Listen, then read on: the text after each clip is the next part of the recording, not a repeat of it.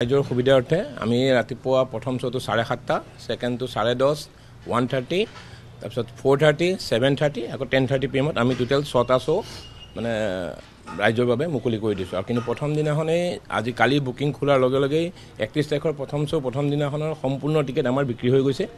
আৰু শনিবাৰ দেওবাৰ আমি 3টা দিন ৰাতিপুৱা 7:30 পৰা ৰাতি 10:30 টোটেল 6টা শ্ব' আমি মুকলি কৰি দিছোঁ।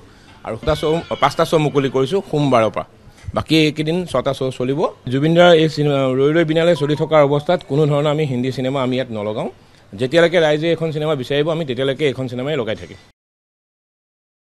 যোৱাকালি আমি 7:30 PM মানে সন্ধিয়া 7:30 বজাত মুকলি কৰিছিলোঁ আৰু প্ৰায় 11টা 11:30লৈকে আমাৰ গোটেইখিনি টিকেট শেষ হ'ল। শুকুৰ শনি দেওবাৰ কাৰণে 3 দিনৰ কাৰণে হয়। আমাৰ 12টা শ্ব' আছে টোটেল। 12টা শ্ব'। আগতে আমাৰ 10টা হয়, এতিয়া আমি 12টা কৰিছোঁ এইবাৰ।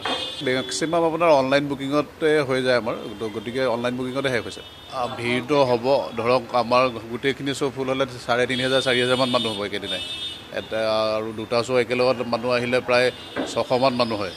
তো যথেষ্টখিনি ভিৰ হ'ব, সেইটো মতে আমি তাৰ এৰেঞ্জমেণ্ট কৰিছোঁ। এনেকৈ সাধাৰণতেতো এখন ভাল চিনেমা আহিলে 1 মাহলৈকে চলে, এইখনতো আমি 2-3 মাহলৈকে চলিব বুলি ভাবিছোঁ হাউচফুল।